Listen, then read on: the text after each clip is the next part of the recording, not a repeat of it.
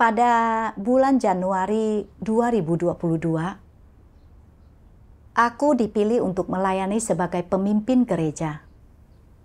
Dan terutama, ditugaskan untuk mengawasi produksi video. Saat itu, aku merasa sangat bingung. Di satu sisi, aku khawatir karena tak punya keterampilan teknis. Jika aku tunduk, tetapi tidak mampu melaksanakan pekerjaanku dengan baik, aku akan disingkapkan dan diberhentikan. Di sisi lain, jika aku menolak untuk melaksanakan tugas ini, aku akan merasa sangat bersalah. Jadi, aku berdoa kepada Tuhan, memohon kepadanya untuk membimbingku agar dapat memahami maksudnya. Hari itu, aku kebetulan bertemu dengan seorang saudara. Dan setelah mendengar tentang keadaanku, dia bersekutu kepadaku seperti ini. Alasan utama kau tidak mau melayani sebagai pemimpin adalah karena kau mempertimbangkan masa depan dan nasibmu sendiri.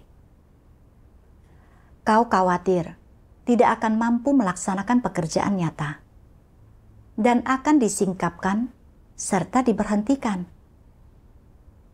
Kau juga memiliki sudut pandang yang keliru, bahwa menjadi pemimpin itu berbahaya. Karena pemimpin rentan disingkapkan dan disingkirkan. Kau terus waspada terhadap Tuhan dan salah memahaminya. Nyatanya, alasan mengapa banyak pemimpin disingkapkan dan disingkirkan bukanlah karena posisi mereka sebagai pemimpin, melainkan karena mereka tidak mengejar kebenaran dan tidak menempuh jalan yang benar, serta selalu mengejar status dan bertindak sembrono. Persekutuan saudara tersebut dengan tepat mengungkapkan cara berpikirku dan membantuku memahami keadaanku hingga taraf tertentu. Setelah itu, aku mencari firman Tuhan yang berkaitan dengan keadaanku untuk kumakan dan minum. Suatu hari, aku menemukan 2 bagian firman Tuhan. Tuhan yang Maha Kuasa berfirman, ketika penyesuaian sederhana dilakukan dalam tugas mereka, orang seharusnya menjawab dengan sikap yang taat, melakukan apa yang rumah Tuhan perintahkan kepada mereka, dan melakukan apa yang mampu mereka lakukan, dan apapun yang mereka lakukan, mereka melakukannya sesuai dengan kemampuan mereka, dengan segenap hati dan segenap kekuatan mereka. Apa yang telah Tuhan lakukan tidak salah. Kebenaran sesederhana itu dapat diterapkan oleh orang yang memiliki sedikit hati nurani dan nalar, tetapi ini di luar kemampuan antikristus. Dalam hal penyesuaian tugas, antikristus akan segera berargumen, melakukan tipu muslihat, dan menunjukkan sikap yang menentang. Dan jauh di lubuk hatinya, mereka tidak mau menerimanya. Apa sebenarnya yang ada di dalam hati mereka? Kecurigaan dan keraguan, kemudian mereka menyelidiki orang lain menggunakan segala macam metode. Mengapa mereka membuat hal yang sederhana menjadi begitu rumit? Hanya ada satu alasan. Antikristus tidak pernah menaati pengaturan rumah Tuhan, dan mereka selalu sangat mengaitkan tugas, ketenaran, keuntungan dan status dengan harapan untuk mendapatkan berkat dan tempat tujuan di masa depan. Seolah-olah begitu reputasi dan status mereka hilang, harapan mereka untuk mendapatkan berkat dan upah pun hilang, dan ini rasanya seperti kehilangan nyawa mereka. Mereka berpikir, Aku harus berhati-hati, aku tidak boleh lengah. Rumah Tuhan, saudara-saudari, para pemimpin dan pekerja, dan bahkan Tuhan, semuanya tidak dapat diandalkan. Aku tidak dapat mempercayai seorang pun dari mereka. Orang yang paling bisa kuandalkan dan yang paling layak dipercaya adalah diriku sendiri. Jika aku tidak membuat rencana untuk diriku sendiri, lalu siapa yang akan memedulikanku? Siapa yang akan memikirkan masa depanku? Siapa yang akan memikirkan apakah aku akan mendapatkan berkat atau tidak? Oleh karena itu, aku harus membuat rencana dan perhitungan yang matang demi kepentinganku sendiri. Aku tidak boleh melakukan kesalahan, bahkan sama sekali tidak boleh ceroboh. Jika tidak, apa yang akan kulakukan jika ada orang yang mencoba mengambil keuntungan dariku? Jadi, mereka pun bersikap waspada terhadap para pemimpin dan pekerja rumah Tuhan, karena takut ada orang yang akan mengenali dan mengetahui yang sebenarnya tentang mereka, sehingga mereka kemudian akan dikeluarkan dan impian mereka untuk mendapatkan berkat akan hancur. Mereka berpikir bahwa mereka harus menjaga reputasi dan status mereka demi harapan mereka untuk mendapatkan berkat. Seorang antikristus memandang berkat sebagai sesuatu yang lebih besar daripada surga, lebih besar daripada hidup, lebih penting daripada mengejar kebenaran, perubahan watak, atau keselamatan pribadi, dan lebih penting daripada melakukan tugas mereka dengan baik dan menjadi makhluk ciptaan yang memenuhi standar. Mereka berpikir bahwa menjadi makhluk ciptaan yang memenuhi standar, melakukan tugas mereka dengan baik dan diselamatkan, semua itu adalah hal-hal remeh yang hampir tidak layak disebutkan atau dikomentari, sedangkan mendapatkan berkat adalah satu-satunya hal di sepanjang hidup mereka yang tidak akan pernah bisa dilupakan. Dalam apapun yang mereka hadapi, sebesar atau sekecil apapun, mereka menghubungkannya dengan diberkati dan sangat berhati-hati dan penuh perhatian, serta selalu mencadangkan jalan keluar untuk diri mereka sendiri.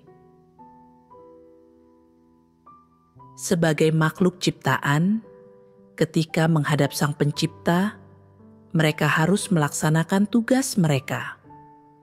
Ini adalah tindakan yang sangat benar, dan mereka harus memenuhi tanggung jawab ini. Atas dasar bahwa makhluk ciptaan melaksanakan tugas mereka, Sang Pencipta telah melakukan pekerjaan yang jauh lebih besar di antara manusia, dan Dia telah melakukan tahap pekerjaan lebih lanjut dalam diri manusia. Dan pekerjaan apakah itu?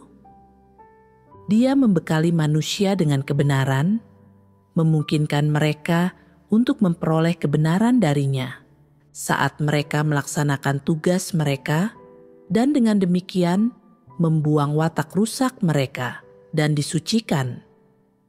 Dengan demikian, mereka mulai melakukan maksud Tuhan dan mulai menempuh jalan yang benar dalam hidup, serta pada akhirnya mereka mampu takut akan Tuhan dan menjauhi kejahatan, memperoleh keselamatan penuh, serta tidak lagi menjadi sasaran penindasan iblis. Inilah hasil akhir yang Tuhan ingin agar manusia peroleh dengan melaksanakan tugas-tugas mereka. Hal yang begitu indah dan begitu besar diputarbalikkan oleh orang-orang seperti antikristus menjadi sebuah transaksi, di mana mereka menuntut mahkota dan upah dari tangan Tuhan. Transaksi seperti itu mengubah sesuatu yang paling indah dan adil menjadi sesuatu yang paling buruk dan jahat. Bukankah ini yang dilakukan para antikristus? Dilihat dari hal ini, Bukankah para antikristus itu jahat? Mereka memang sangat jahat. Inilah perwujudan dari kejahatan mereka. Firman Tuhan telah menyingkapkan bagaimana para antikristus hanya percaya kepada Tuhan untuk memperoleh berkat. Seperti apapun situasi yang mereka hadapi, mereka selalu mempertimbangkannya berdasarkan tempat tujuan dan berkat mereka.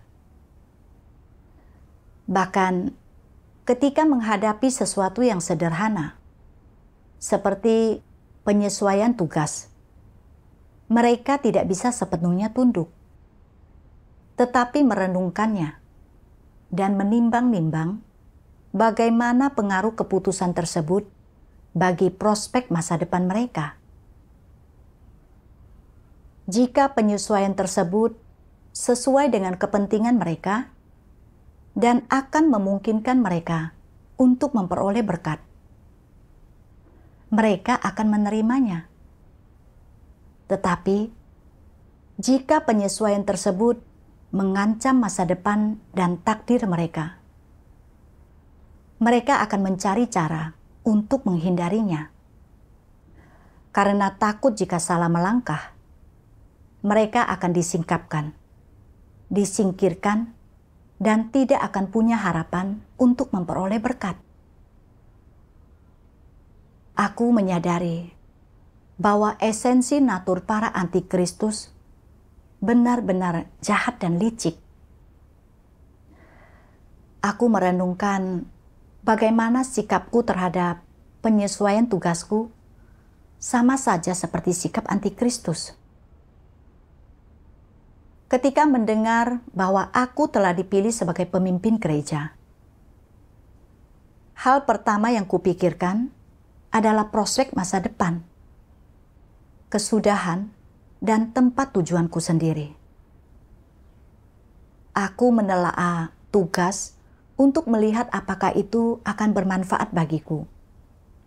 Dan bahkan, sebelum mulai melayani sebagai pemimpin, aku sudah mempertimbangkan semua kemungkinan konsekuensi jika aku gagal melaksanakan tugasku dengan baik. Aku diliputi dengan kecurigaan serta kewaspadaan terhadap Tuhan dan tidak tunduk sama sekali. Aku bahkan memikirkan beberapa alasan yang muluk-muluk untuk menghindari tugasku. Bisa dikatakan bahwa aku tidak memiliki kualitas untuk menjadi seorang pemimpin, dan aku mungkin akan menunda pekerjaan. Dari luar, mungkin tampaknya aku seolah tidak sedang mengejar status dan cukup bernalar. Tetapi ada motif tersembunyi di balik semua ini. Aku takut memikul tanggung jawab sebagai pemimpin dan takut menanggung resiko disingkapkan serta disingkirkan jika aku melaksanakannya dengan buruk. Karena itu, aku ingin menghindari tugas ini demi menjamin prospek masa depanku. Maksud Tuhan adalah memberi kita kesempatan untuk berlatih melaksanakan tugas agar kita dapat memahami kebenaran, masuk ke dalam kenyataan, menyingkirkan watak rusak kita, dan memperoleh keselamatan. Ketika kesempatan yang sangat bagus itu diberikan kepadaku, aku bukan hanya tidak bersyukur atas kasih karunia Tuhan, aku malah salah memahami dan mewaspadai Tuhan, serta ingin menghindari dan menolak tugas yang telah diberikan kepadaku. Aku sungguh egois dan licik. Kemudian, aku mencari lebih banyak bagian firman Tuhan yang berkaitan dengan sudut pandangku yang keliru. Aku menemukan bagian ini. Tuhan yang Maha Kuasa berfirman, "Katakan kepadaku, begitu orang yang rusak mendapatkan status, siapapun diri mereka, apakah mereka kemudian menjadi antikristus? Apakah ini mutlak? Jika mereka tidak mengejar kebenaran, mereka akan menjadi antikristus. Tetapi jika mereka sungguh-sungguh mengejar kebenaran, mereka tidak akan menjadi antikristus. Benar sekali. Jika orang tidak mengejar kebenaran, mereka pasti akan menjadi antikristus. Dan apakah dalam hal ini semua orang yang menempuh jalan antikristus melakukannya karena status? Tidak, itu terutama karena mereka tidak mencintai kebenaran, karena mereka bukan orang yang benar. Entah mereka memiliki status atau tidak, orang-orang yang tidak mengejar kebenaran semuanya menempuh jalan antikristus. Sebanyak apapun khotbah yang telah mereka dengar, orang-orang semacam itu tidak menerima kebenaran. Mereka tidak menempuh jalan yang benar, tetapi bertekad untuk menempuh jalan yang jahat. Ini sama dengan cara manusia makan. Beberapa orang tidak mengonsumsi makanan yang dapat memelihara tubuh mereka dan mendukung keberadaan yang normal. Tetapi sebaliknya, mereka bersikeras mengonsumsi hal-hal yang membahayakan mereka dan pada akhirnya mendatangkan masalah bagi diri mereka sendiri. Bukankah ini pilihan mereka sendiri? Setelah disingkirkan, beberapa pemimpin dan pekerja menyebarkan gagasan, berkata, "Jangan menjadi pemimpin dan jangan membiarkan dirimu mendapatkan status."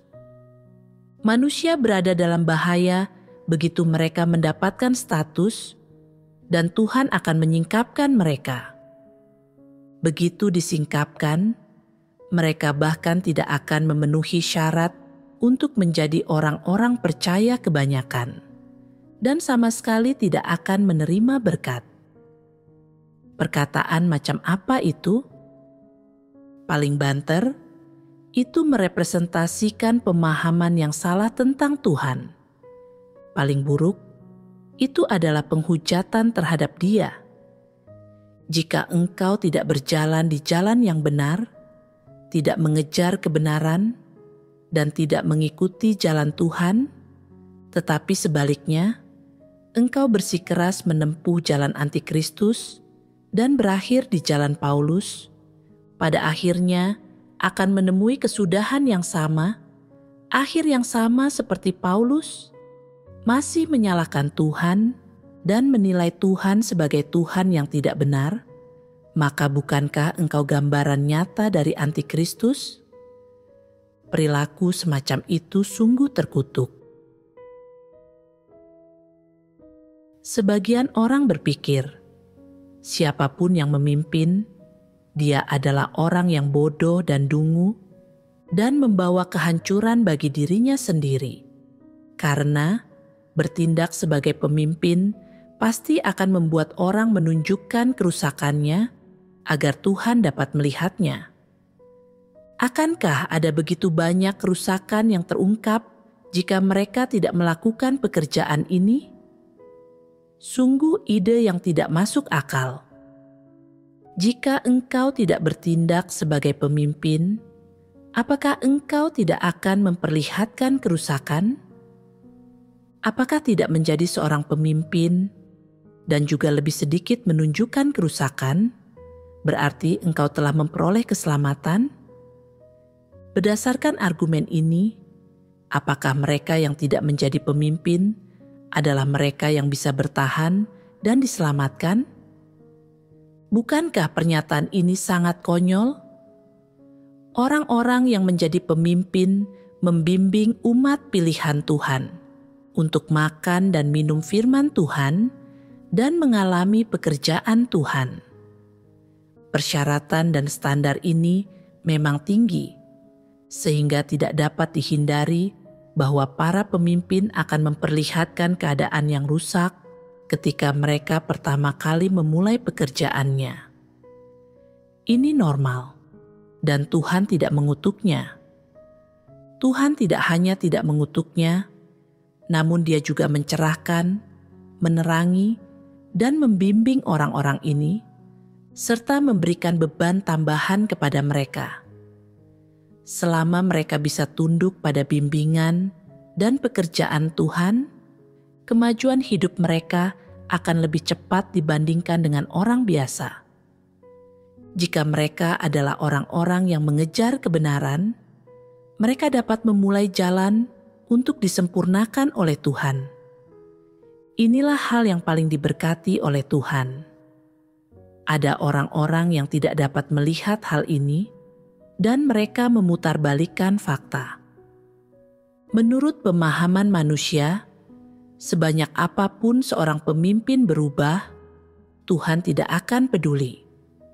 Dia hanya akan melihat pada seberapa banyak kerusakan yang diperlihatkan oleh para pemimpin dan pekerja, dan hanya akan menghukum mereka berdasarkan hal ini. Dan bagi mereka yang bukan pemimpin dan pekerja, karena mereka hanya memperlihatkan sedikit kerusakan, sekalipun mereka tidak berubah, Tuhan tidak akan menghukum mereka. Bukankah ini tidak masuk akal? Bukankah ini penghujatan terhadap Tuhan? Jika engkau sangat menentang Tuhan di dalam hatimu, dapatkah engkau diselamatkan? Engkau tidak dapat diselamatkan. Tuhan menentukan kesudahan manusia, terutama berdasarkan apakah mereka memiliki kebenaran dan kesaksian yang benar, dan ini terutama bergantung pada apakah mereka adalah orang-orang yang mengejar kebenaran atau bukan. Jika mereka memang mengejar kebenaran, dan mereka dapat sungguh-sungguh bertobat setelah mereka dihakimi dan dihajar karena melakukan pelanggaran, asalkan mereka tidak mengucapkan kata-kata atau melakukan hal-hal yang menghujat Tuhan, mereka pasti akan dapat memperoleh keselamatan. Berdasarkan imajinasi engkau semua orang percaya biasa yang mengikuti Tuhan hingga akhir dapat memperoleh keselamatan. Dan mereka yang melayani sebagai pemimpin, semuanya harus disingkirkan. Jika engkau semua diminta menjadi pemimpin, engkau semua akan berpikir bahwa tidak baik jika engkau tidak menerimanya. Tetapi jika engkau melayani sebagai pemimpin, engkau tanpa sadar akan memperlihatkan kerusakan. Dan itu seperti mengirim dirimu sendiri ke alat pemenggal kepala.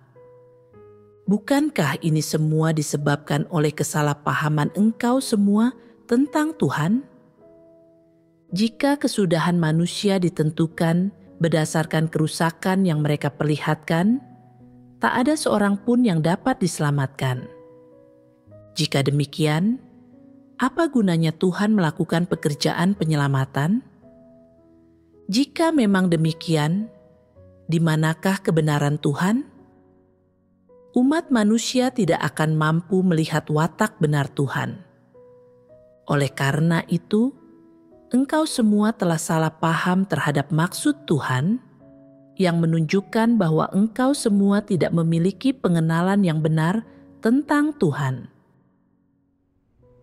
Melalui firman Tuhan, aku mendapati bahwa para pemimpin palsu dan antikristus bukan disingkapkan dan disingkirkan karena mereka melayani sebagai pemimpin, melainkan karena mereka gagal mengejar kebenaran dan menempuh jalan yang benar setelah memperoleh status. Selain itu, mereka telah mengacaukan dan mengganggu pekerjaan gereja, serta tidak bertobat, seperti apapun orang-orang lain memangkas mereka. Inilah sebenarnya alasan mereka disingkapkan dan disingkirkan. Tuhan tidak menghukum orang berdasarkan suatu perwujudan kerusakan ataupun suatu kesalahan.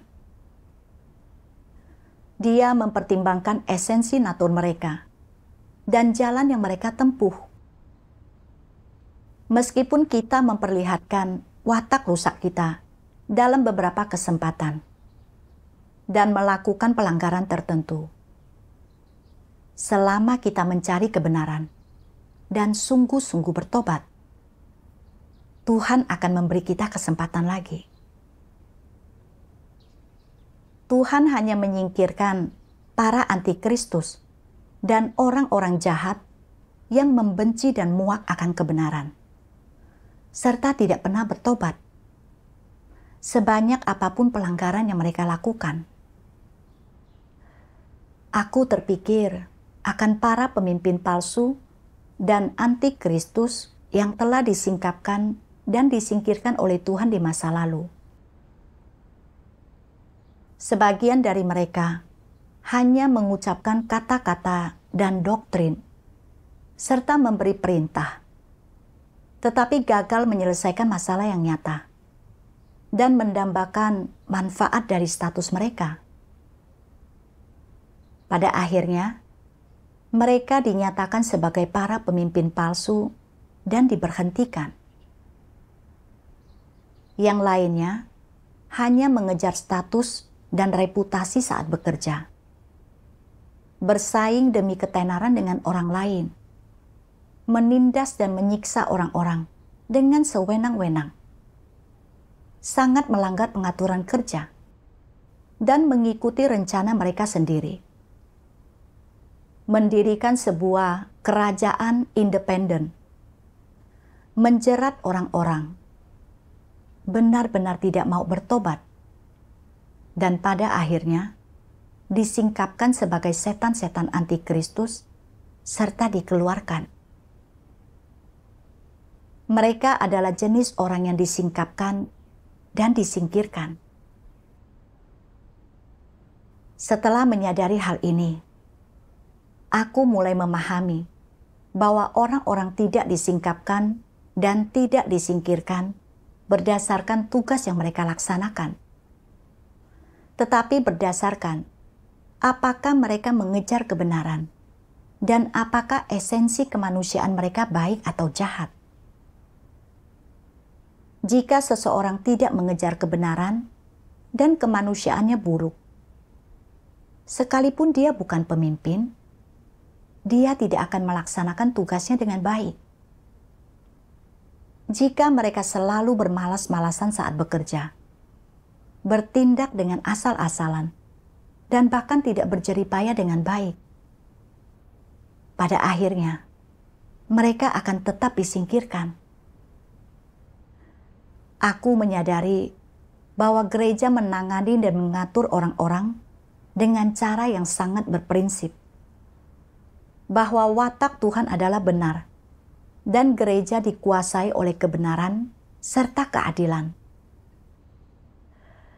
Namun, aku tidak melihat fakta ini dan telah berpikir secara keliru bahwa menjadi pemimpin akan menghancurkanku. Pandanganku sangat tidak masuk akal. Suatu ketika di waktu teduh, aku menemukan bagian firman Tuhan ini. Tuhan yang Maha Kuasa berfirman, tidak ada hubungan antara tugas manusia dan apakah dia diberkati atau dikutuk. Tugas adalah apa yang manusia harus penuhi. Itu adalah panggilan surgawinya dan seharusnya tidak bergantung pada imbalan jasa, kondisi, atau nalar. Baru setelah itulah dia bisa dikatakan melakukan tugasnya. Diberkati adalah ketika orang disempurnakan dan menikmati berkat Tuhan setelah mengalami penghakiman. Dikutuk adalah ketika wataknya tidak berubah setelah mereka mengalami hajaran dan penghakiman. Itu adalah ketika mereka tidak mengalami proses disempurnakan, tetapi dihukum. Namun terlepas dari apakah mereka diberkati atau dikutuk, makhluk ciptaan harus memenuhi tugasnya, melakukan apa yang seharusnya dilakukan, dan melakukan apa yang mampu dilakukannya. Inilah yang setidaknya harus dilakukan oleh orang yang mengejar Tuhan. Engkau tidak seharusnya melakukan tugasmu hanya untuk diberkati, dan engkau tidak seharusnya menolak untuk bertindak, karena takut dikutuk. Kuberitahukan satu hal kepadamu. Pelaksanaan tugas manusia adalah apa yang harus dia lakukan, dan jika dia tidak mampu melaksanakan tugasnya, maka ini adalah pemberontakannya. Melalui proses melakukan tugasnya lah manusia, secara berangsur-angsur akan diubahkan, dan melalui proses inilah dia menunjukkan kesetiaannya. Karena itu, semakin banyak tugas yang mampu kau lakukan, semakin banyak kebenaran yang akan kau terima, dan akan semakin nyata pengungkapanmu. Orang-orang yang hanya melakukan tugas dengan sekadarnya dan tidak mencari kebenaran, pada akhirnya akan disingkirkan. Karena orang-orang semacam itu tidak melakukan tugas mereka dalam menerapkan kebenaran dan tidak menerapkan kebenaran dalam pelaksanaan tugasnya. Orang-orang semacam itu tetap tidak berubah dan akan dikutuk. Tidak hanya pengungkapan mereka yang tidak murni, tetapi segala sesuatu yang mereka ungkapkan juga jahat. Aku merasa lebih paham setelah membaca firman Tuhan. Tidak ada kaitan antara tugas yang orang laksanakan dan apakah orang tersebut diberkati atau dikutuk. Karena kita adalah makhluk ciptaan, kita harus melaksanakan tugas kita. Jika seseorang tidak mampu melaksanakan tugasnya, dia tidak bisa disebut makhluk ciptaan. Sama halnya dengan anak-anak yang berbakti kepada orang tua mereka. Itu adalah hal yang benar dan wajar. Entah pada akhirnya mereka mewarisi properti orang tua mereka atau tidak. Anak-anak harus memenuhi tanggung jawab dan kewajiban mereka. Sedangkan aku, seperti apa sikapku terhadap tugasku? Ketika memikirkan bahwa aku harus mengemban lebih banyak tanggung jawab sebagai seorang pemimpin, dan jika aku melaksanakannya dengan buruk, itu akan mengancam masa depan serta nasibku. Aku berusaha mencari alasan untuk menghindari tugasku dan menolaknya. Aku sama sekali tidak menganggap tugas sebagai tanggung jawab atau kewajiban yang harus kupenuhi. Sebaliknya, aku memandang tugas sebagai semacam transaksi dan memilihnya berdasarkan apakah tugas itu akan membawa berkat atau kutukan bagiku.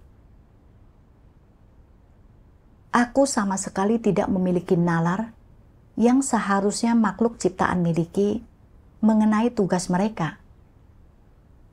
Selain itu, aku secara keliru percaya, karena aku bukanlah profesional dan tidak memiliki keterampilan teknis di bidang produksi video, aku tidak akan mampu melaksanakan pekerjaanku dengan baik. Namun, Tuhan dengan jelas berfirman, sebagai pemimpin, setelah menyelesaikan pengaturan kerja, engkau harus mengawasi kemajuan pekerjaan itu. Meskipun engkau belum terbiasa dengan bidang pekerjaan itu, meskipun engkau tidak memiliki pengetahuan apapun tentang hal ini, engkau bisa mencari cara untuk melaksanakan tugasmu.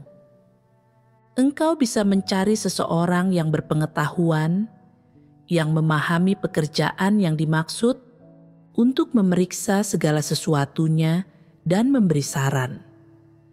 Dari saran mereka, engkau dapat mengidentifikasi prinsip-prinsip yang sesuai, dan dengan demikian, engkau akan dapat mengawasi perkembangan pekerjaan tersebut.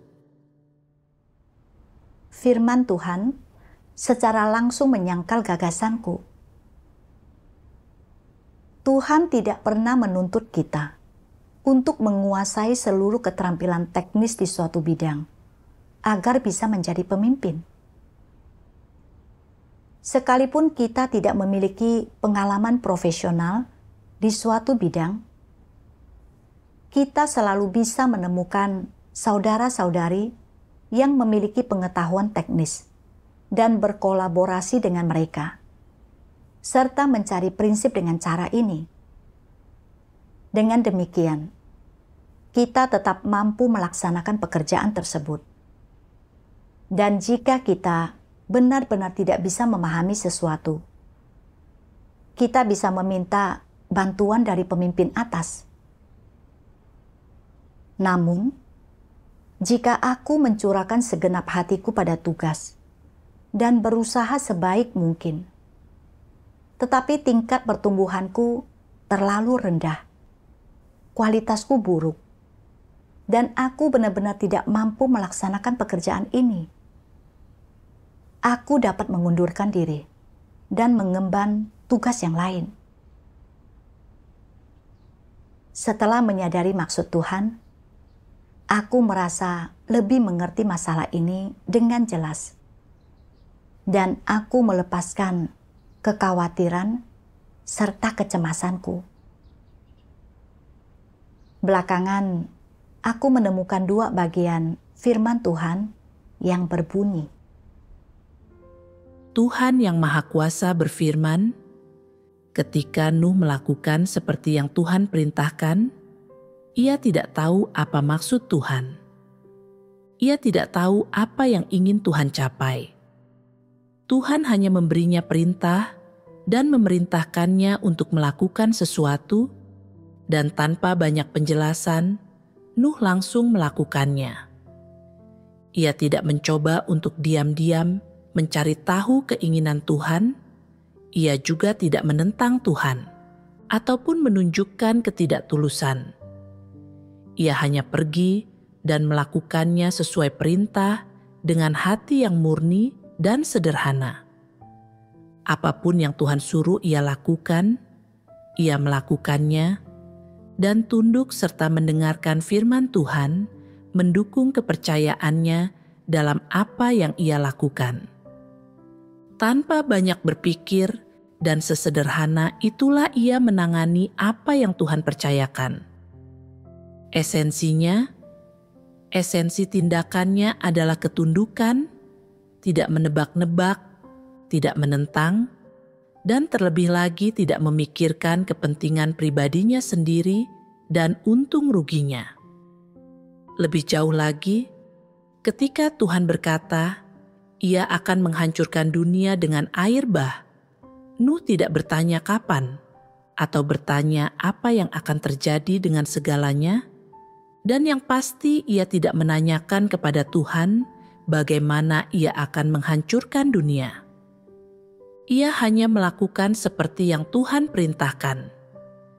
Bagaimanapun Tuhan ingin itu dibuat dan dibuat dengan apa, ia melakukan persis seperti yang Tuhan minta dan juga mulai bertindak segera setelah diperintahkan. Ia bertindak sesuai dengan instruksi Tuhan dengan sikap yang ingin memuaskan hati Tuhan. Apakah ia melakukannya untuk membantunya menghindarkan diri dari bencana? Tidak. Apakah ia bertanya kepada Tuhan, berapa lama lagi dunia akan dihancurkan? Tidak. Apakah ia bertanya kepada Tuhan, atau apakah ia tahu berapa lama waktu yang dibutuhkan untuk membangun bahtera? Ia juga tidak mengetahuinya. Ia hanya tunduk, mendengarkan, dan melakukan sesuai perintah.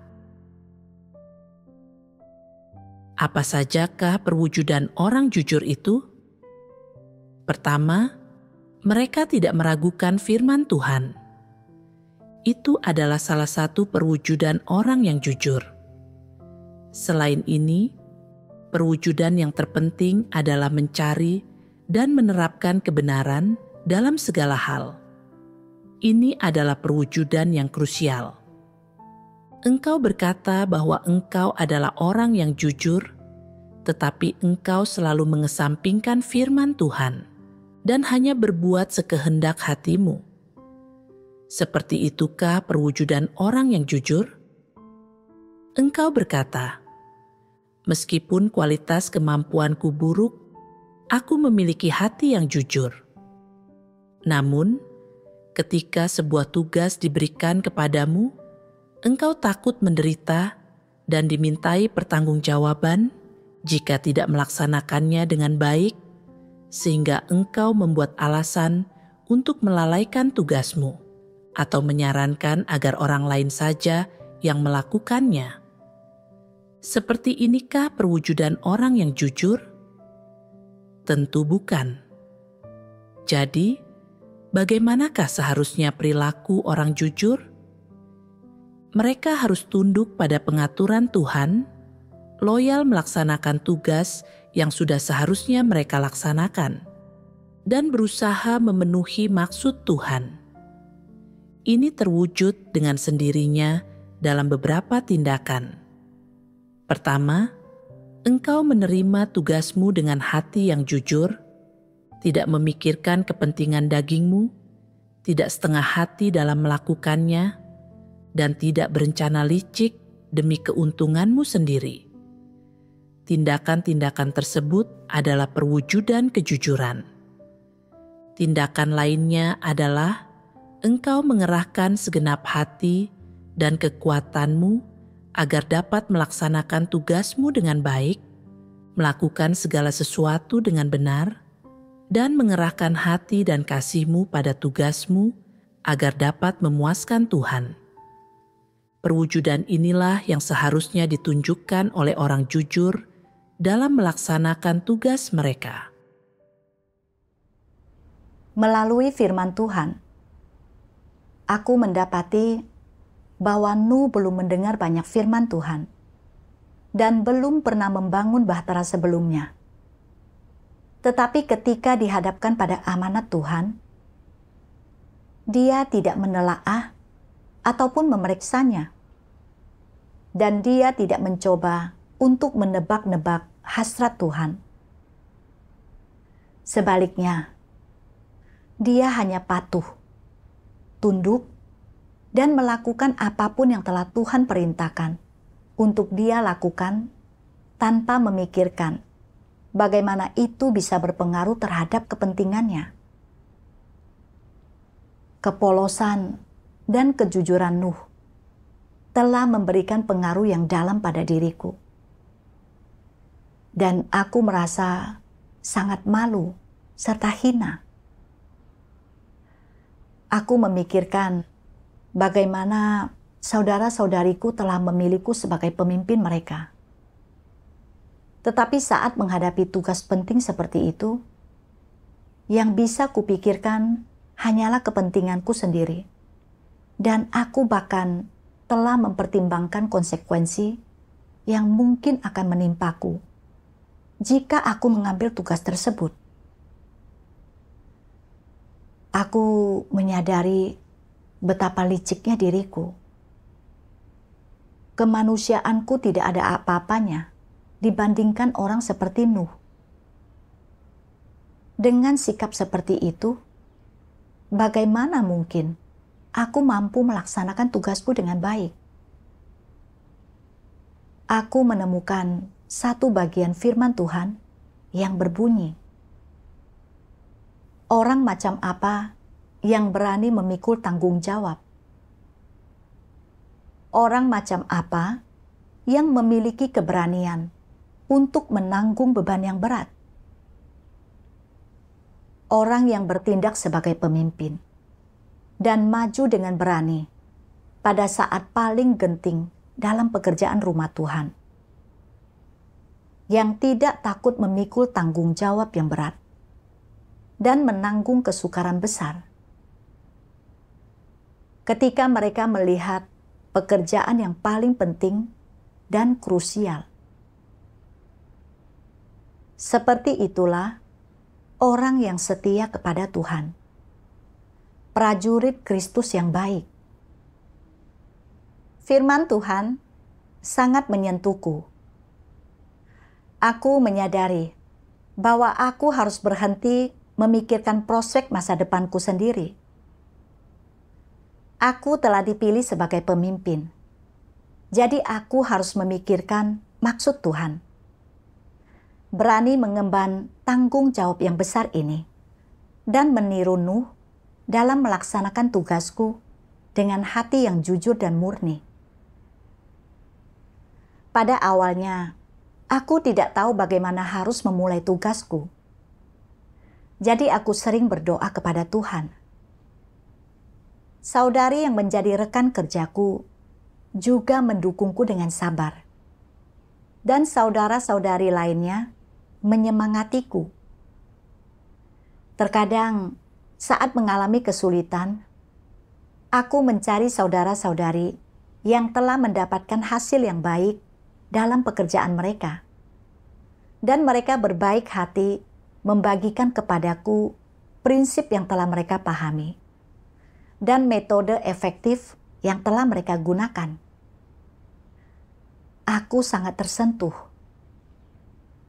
Perlahan-lahan, aku mulai memahami prinsip-prinsip tertentu dan jalan penerapan, serta menjadi lebih efektif dalam menjalankan tugasku. Aku benar-benar merasakan bimbingan Tuhan dan sangat bersyukur kepada Tuhan. Aku masih memiliki banyak kekurangan dan aku tahu bahwa aku memikul tanggung jawab yang berat. Tetapi aku tak lagi ingin mundur. Aku akan mengandalkan Tuhan untuk berusaha menjadi lebih baik.